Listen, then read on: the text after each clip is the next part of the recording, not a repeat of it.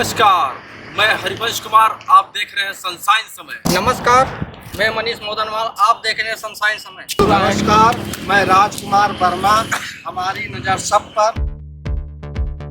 नमस्कार, आप देख रहे हैं सनशाइन समय। अभी हाल ही में केंद्रीय बजट पेश किया गया है, उसी पे चर्चा के लिए हम यहाँ पहुँचे हुए हैं। हमारे दीवानी कोर्ट के जो है वरिष्ठ फौजदारी अधिवक्ता अरविंद सिंह राजा, उन्हीं से इस पर चर्चा करेंगे। सर, आपका स्वागत है। तो सर, इस पे जो अभी बजट पेश किया गया है, इसी के बारे में थोड़ा सा जानकारी दें। क्या ये आम आदमी के लिए ठीक है कि नहीं ठीक है, इसी के बारे में थोड़ा सा जानकारी।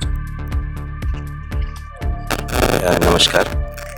देखिए, बजट शब्द जो है वो हमारे फ्रांसीसी शब्द ब्यूजेट से बना हुआ है, जो विशेष तौर से हमारे इंडियन कॉन्स्टिट्यूशन में सच कोई सेक्शन नहीं है, लेकिन ये कि अंग्रेज़ों के समय से ये एक कस्टमरी रूप से जो है वो बजट हम लोग गवर्नमेंट देती आई है। अब यहाँ जो बजट प्रेजेंट गवर्नमेंट ने दिया है, वो उसकी मेरिट या डीमेरिट कंसीडर के करने के पहले हमको एक बात ज़रूर ध्यान में रखना है कि हम पिछले लंबे समय से कोरोना पेंडेमिक से जूझ रहे हैं। न केवल भारत जूझ रहा है, बल्कि पूरा विश्व जूझ रहा है। ऐसे में ये सही है कि इनकम टैक्स वगैरह के संबंध में ये ज़्यादा अपेक्षाएं थी कि शायद कुछ परसेंटेज कम किया जाएगा, लेकिन जहां कोरोना पेंडेमिक से पूरे विश्व का इतना बुरी इकोनॉमी का हाल है, वहां अगर टैक्स बढ़ाया नहीं गया है पहले से, तो मैं इसको भी उसकी बजट की एक मेरिट बताता हूँ। मेरा मानना है कि वो उसकी एक मेरिट है। इस विपत्ति के काल में भी अगर टैक्स इंक्रीज नहीं किया जा रहा है, एज सच बना हुआ है, तो कहीं ना कहीं ये गवर्नमेंट की उपलब्धि मानता हूँ। दो तीन चीज़ें मैं कहना चाहूँगा। पहला ये कि इसमें मेरे हिसाब से खास तौर से जो हमारा सबसे न्यूनतम वर्ग कथित रूप से कहा जाता है, उसको विशेष रूप से और किसानों पर ध्यान दिया गया है, क्योंकि 80 लाख सस्ते घर बनाने के लिए प्रधानमंत्री आवास योजना के तहत देश भर में 80 लाख सस्ते घर बनाने जाने का एक लंबा बजट रखा गया है। लगभग 48,000 करोड़ रुपया उसके लिए आवंटित किया गया है।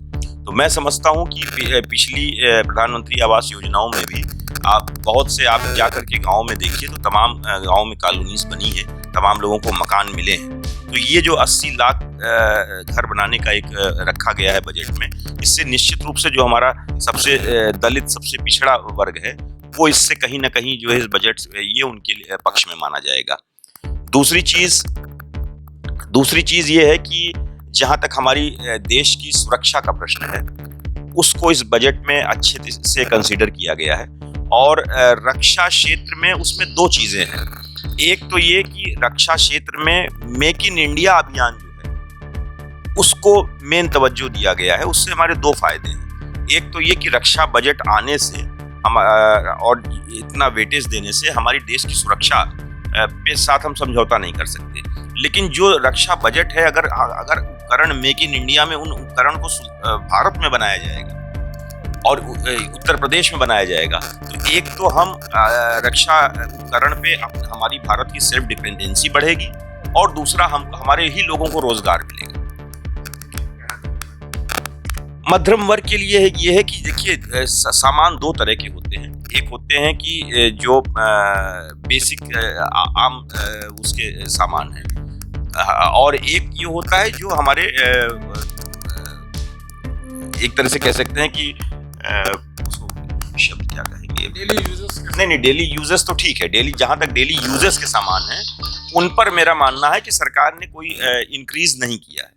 ये सही है कि बहुत ज्यादा उसको सस्ता नहीं किया गया है, लेकिन मैं फिर उसी बात को दोहराऊंगा कि आप इस बात को कंसीडर करिए कि हम कोरोना पेंडेमिक से भारत नहीं, विश्व की इकोनॉमी चरमरा गई है।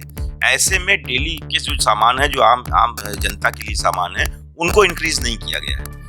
हाँ, जो कॉस्मेटिक्स हैं, जो कि जो है ऊपर पैसे वालों के लिए है, जैसे इलेक्ट्रॉनिक के खिलौने हैं, जैसे कृत्रिम ज्वेलरी है, उन पर जो है बढ़ाया गया है। तो ठीक है, वो सक्षम है देने में। तो निश्चित रूप से जैविक खादों को बढ़ावा दिया गया है। सबसे बड़ी बात जो ये कही गई है कि जो एक 2.37 लाख करोड़ का जो है वो न्यूनतम मूल्य सीधे किसानों के खाते में जाएगा। इसमें एक चीज खास तौर से उत्तर प्रदेश के लिए मैं बजट की मैं मानता हूं कि चूंकि एक बजट में रखा गया है कि गंगा किनारे 5 किलोमीटर दायरे में जैविक खेती एग्रीकल्चर पाठ्यक्रम ये बदला जाएगा।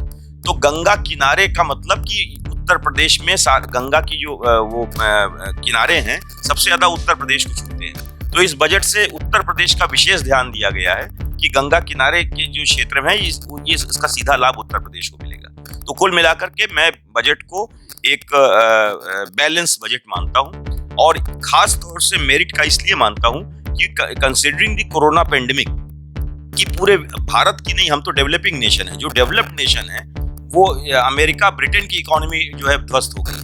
ऐसे में अगर जो है बजट में इनकम टैक्स का बढ़ाया नहीं जा रहा है, या अगर ऐसे में बजट में आम जो जरूरी सामान है उनको नहीं बढ़ाया जा रहा है, कम से कम उसको एक बैलेंस करके रखा गया है, मैं इसे एक मेरिट का एक अच्छा बजट